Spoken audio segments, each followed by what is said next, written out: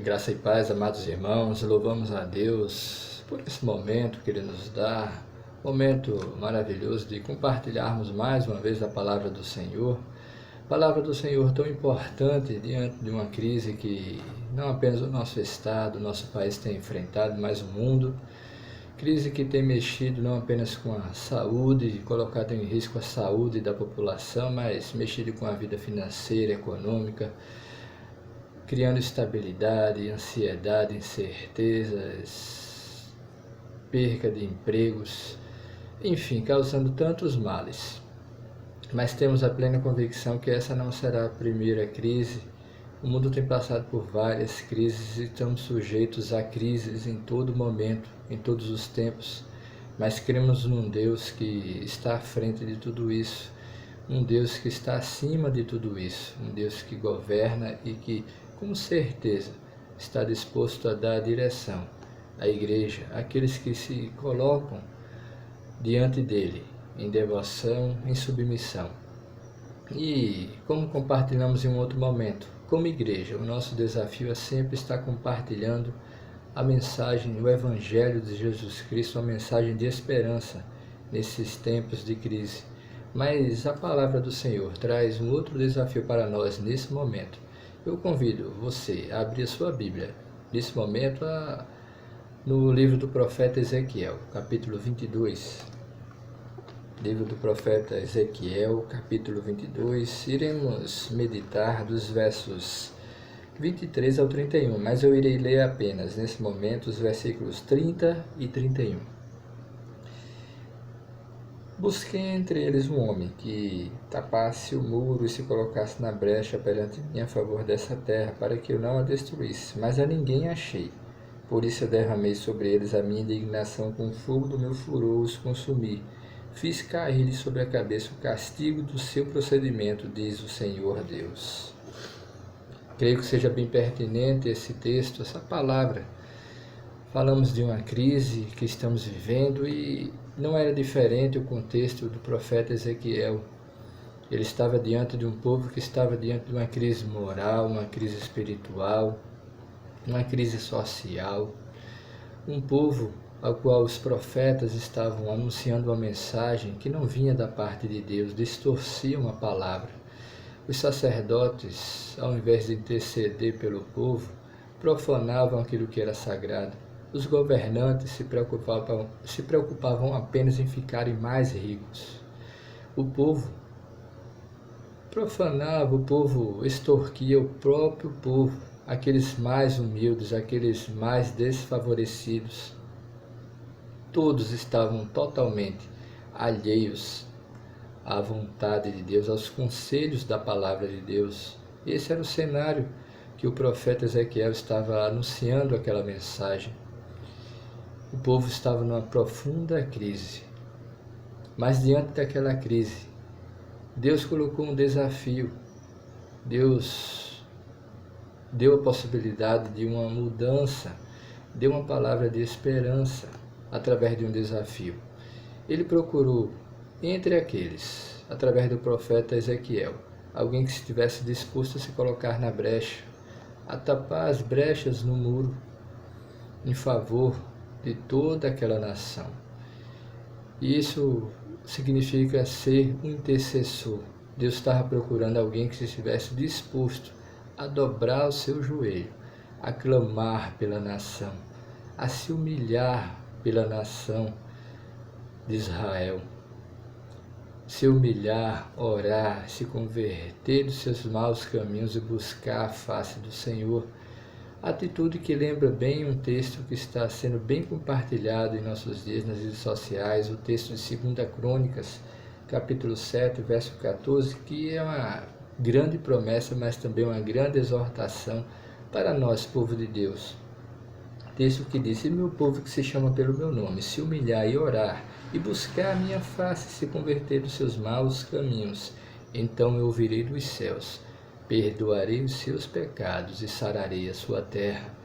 Texto bem maravilhoso, uma promessa grandiosa para nós, mas que nos exorta a nos humilharmos, a orarmos, a buscarmos a face de Deus, se arrepender dos nossos pecados. E arrependimento é a mensagem principal dos profetas, e toda a mensagem dos profetas no Antigo Testamento.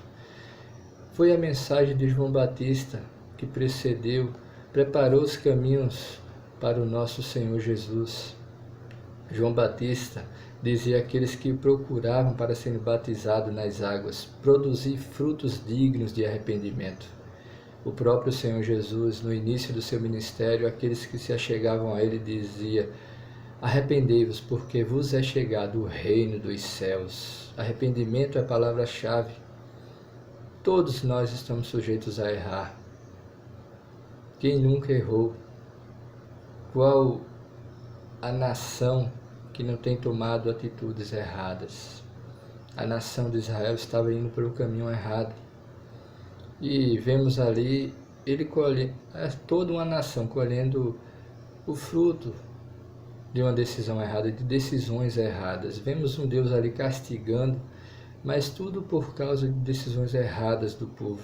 Não vemos em toda a Bíblia um Deus que tenha prazer em castigar o seu povo, mas é um Deus de misericórdia, um Deus que tem prazer em perdoar. Mas vemos um povo ali que insistia em não mudar de atitude. Deus procurou alguém que estivesse disposto a se colocar na brecha, mas não apareceu um homem sequer, nem um servo, nem uma serva de Deus. O profeta Ezequiel estava exercendo o ministério dele ali de anunciar a mensagem que Deus colocou em seu coração. Não era Ezequiel que precisaria se colocar como um intercessor, mas era alguém dentre aqueles homens que estavam errando, dentre os sacerdotes, dentre os outros profetas, dentre os governantes, dentre o próprio povo. Deus procurava alguém que estivesse disposto a se humilhar, se arrepender e clamar por toda uma nação. E reparar os muros, tapar as brechas, é vital. Quando falamos em muros, principalmente no contexto de Jerusalém, no contexto das civilizações antigas, vemos que o muro representava proteção, segurança para o povo contra as investidas dos inimigos. E sabemos que há um inimigo que procura destruir a nossa vida, destruir todas as nações, a nossa alma. Um inimigo que anda ao nosso derredor como um leão procurando a quem possa tragar. Mas se nos dobrarmos diante do Senhor, se clamarmos ao Senhor, estaremos tapando as brechas para que esse inimigo não encontre vez em nossa vida, em nossa casa, em nossa igreja. A resposta diante de Ezequiel foi negativa. Não houve nenhum sequer que se colocou na brecha. Vemos tantos homens ao longo da história. Abraão intercedendo por Ló. Lá em Gênesis capítulo 18, vemos Moisés clamando pelo povo quando o povo caiu. Vemos o próprio Neemias, lá no capítulo 1 de Neemias, os versos 6 do capítulo 1. Achei bem interessante a atitude de Neemias intercedendo pelo povo de Jerusalém, quando ele diz: estejam, pois, atentos os teus ouvidos, os teus olhos abertos, para acudir à oração do teu servo, que hoje faço na tua presença dia e noite, pelos filhos de Israel, os teus servos, e faço confissão pelos pecados dos filhos de Israel, os quais temos cometido contra ti, pois eu e a casa do meu pai temos pecado. Interessante quando alguém se coloca na brecha como intercessor. Ele se coloca no meio do povo, ele sente a dor do povo, ele sente a dor de toda uma nação. Neemias sentiu a dor de Jerusalém, que estava desolada, com os muros destruídos, com o povo desolado ali, totalmente arrasado após 70 anos de escravidão, o povo destruído ali, as cidades, os muros precisando ser reparados. Mas Neemias se colocou na brecha. Ele deu uma resposta positiva, coisa que aquele povo, diante da palavra de Ezequiel, não fez. Mas o desafio para nós é nos colocarmos como intercessor, reconhecermos como igreja onde erramos, demos meia volta, voltemos ao princípio de tudo. Se caímos na nossa caminhada cristã, retomemos ao princípio, continuemos a caminhada, porque o Senhor está pronto a nos perdoar. Nosso Deus é um Deus de misericórdia, suas misericórdias não têm fim, renovam-se a cada manhã, mas é preciso estarmos dispostos a nos arrepender e assumirmos esse papel de intercessor. O mundo, o contexto que estamos vivendo, não é um contexto para ficarmos brigando com ideologias, não é um momento de ideologias partidárias, não é um momento de dividirmos a nossa nação, é um momento de clamarmos em favor dos governantes de cada estado, das pessoas que estão no poder executivo da nossa nação. É orar pelas autoridades de saúde, por todos que estão investidos de autoridades no nosso país, para que eles se voltem para o Senhor, que eles se preocupem com o bem da nação. É preciso orarmos pela nossa igreja, não apenas pela igreja, a primeira igreja batista em Candeias, mas pela igreja que está no nosso Brasil e no mundo, para que em meio a essa crise nós possamos crescer como servos de Deus, que nós possamos crescer em comunhão com Deus, que Deus possa encontrar nesse momento de crise não apenas um homem e uma mulher, não um servo nem uma serva disposto a se colocar na brecha como intercessor por nossa nação, mas que Deus possa encontrar uma igreja disposta a clamar pela nossa nação, a clamar pela restauração da nossa nação, a clamar pela salvação da nossa nação. Nós temos certeza quando olhamos para a palavra do Senhor, que podemos superar essa crise, mas que aceitemos o desafio que o Senhor nos coloca, que o Senhor coloca diante de nós. Sejamos o intercessor, reparemos os muros, tapemos as brechas e clamemos pela nossa nação, clamemos pelo nosso Brasil. Que o Senhor assim nos abençoe nessa caminhada. Amém.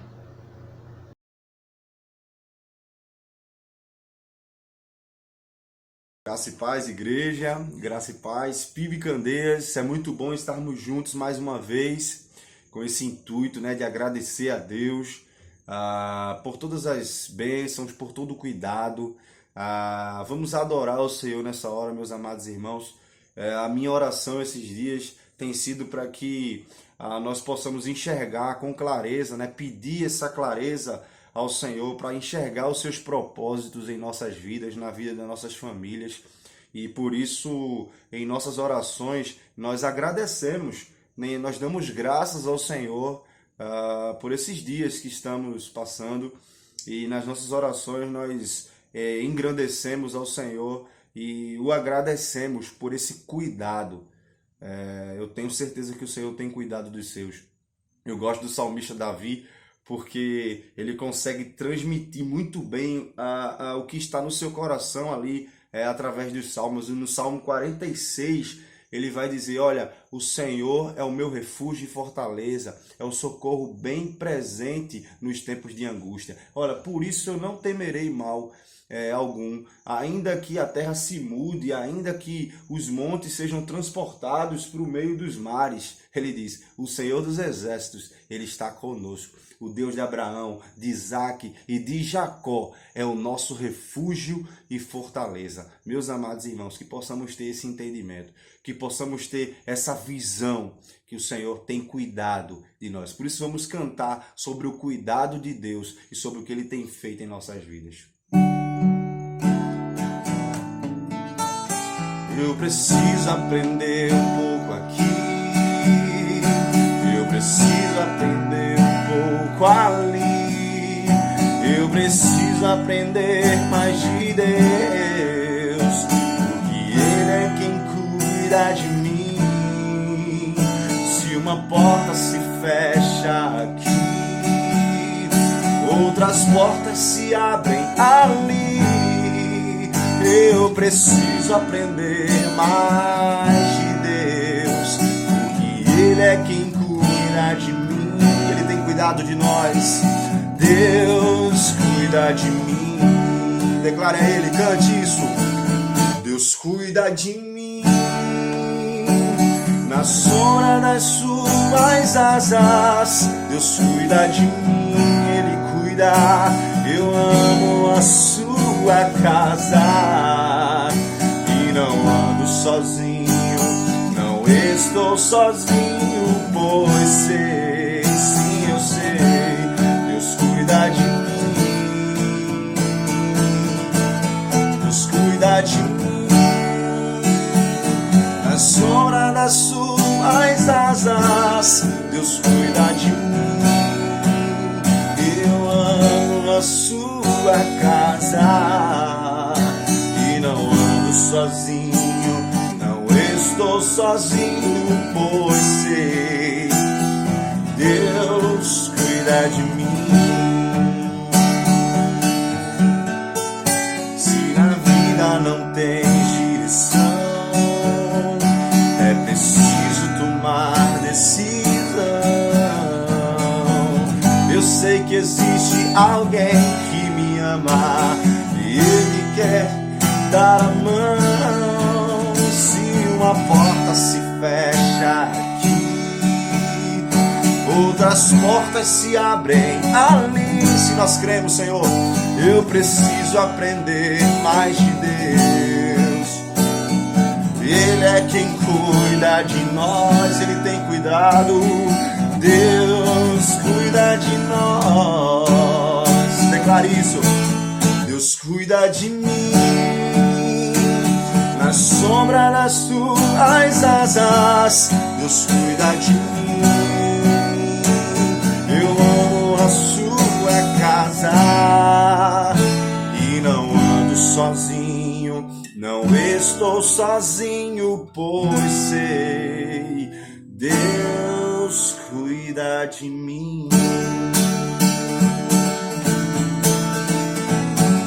Eu te agradeço, Deus, por se lembrar de mim, e pelo teu favor é o que me faz crescer. Eu vivo pela fé e não vacilo, eu não paro, eu não desisto, eu sou de Deus, sei. Você mudou a minha história e fez o que ninguém podia imaginar. Você acreditou e isso é tudo, só vivo pra você. Não sou do mundo, não.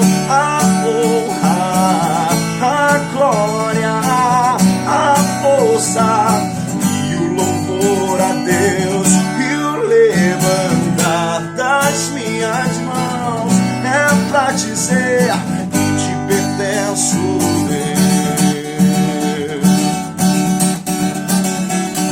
Eu te agradeço, Deus, que no deserto que não me deixou morrer e nem desanimar. E como aquela mãe que não desiste, você não esqueceu, você insiste.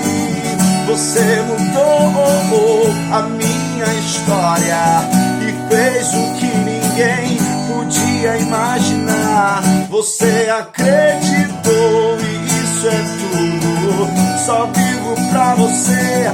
Não sou do mundo, não.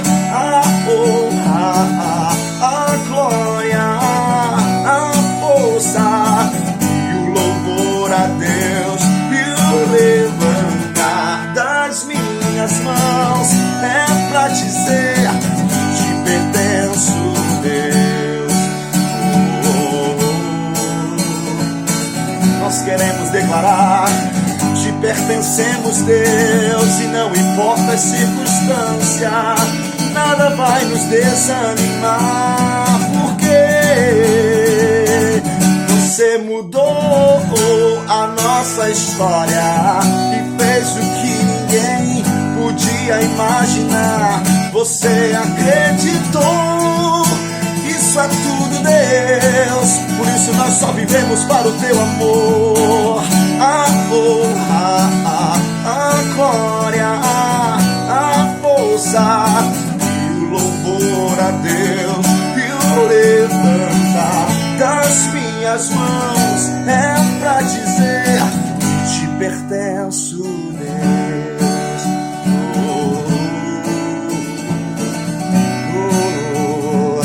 Que te pertenço, Deus.